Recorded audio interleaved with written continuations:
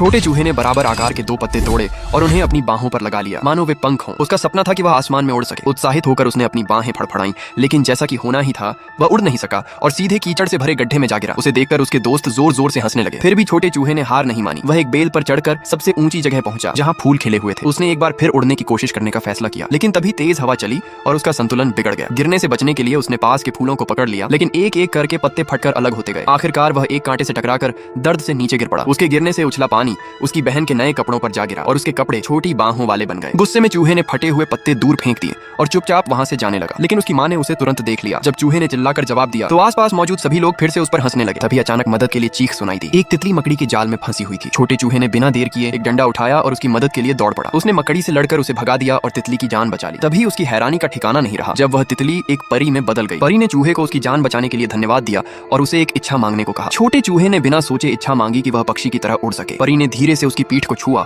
और अचानक उसकी पीठ पर सुंदर पंख निकल आए। चूहे ने अपने पंख फड़फड़ाए और आसानी से आसमान में उड़ने लगा। वे पंख बिल्कुल वैसे ही थे जैसे उसने हमेशा कल्पना की थी। खुशी से झूमते हुए उसने परी को धन्यवाद दिया और अपनी नई जिंदगी का आनंद लेने लगा। जब उसने पेड़ की डालियों पर पक्षियों को खेलते देखा तो वह भी उनके साथ शामिल होने की कोशिश करने लगा, लेकिन पक्षियों ने उसे अजनबी समझ लिया और उड़कर दूर चले गए। चूहे को इससे कोई फर्क नहीं पड़ा कि वह आखिरकार पक्षी नहीं था। उड़ते उड़ते वह एक ऐसी गुफा में पहुंच गया जहां बहुत सारे चमगादड़ रहते थे। शुरुआत में चमगादड़ों को लगा कि वह भी उन्हीं में से एक है, लेकिन जब उन्होंने उसका अलग रंग देखा तो उन्होंने उसे घेर लिया और उसका मजाक उड़ाने लगे। डरकर चूहा वहां से भागकर अपने घर लौट आया ताकि उसे अपने परिवार से सहारा मिल सके। लेकिन जब दूसरे चूहों ने उसकी परछाई देखी तो उन्हें लगा कि कोई राक्षस आ गया है और वे घबरा गए। चूहे की मां ने जल्दी से अपने बच्चों को इकट्ठा किया और दरवाजा बंद कर लिया। वह लगभग एक बच्चे को बाहर ही छोड़ने वाली थी। छोटे चूहे ने अपने भाई बहनों को अपने पंख दिखाने की कोशिश की, लेकिन उस पर ठंडा पानी फेंका गया और उसकी तरफ चीजें भी फेंकी जाने लगी। उसके पास फिर से भाग जाने के अलावा कोई रास्ता नहीं था। आखिरकार वह एक तालाब के किनारे पहुंचा। पानी में अपना प्रतिबिंब देखते हुए उसे वे सभी चेहरे याद आने लगे जो कभी उस पर हंसे थे। पछतावे से भरकर उसने अपने पंखों से छुटकारा पाने की इच्छा की, लेकिन उसने चाहे जितनी कोशिश की उसके पंख गायब नहीं हुए। उसकी आंखों में आंसू भर आए। तभी वही तितली परी फिर से उसके सामने प्रकट हुई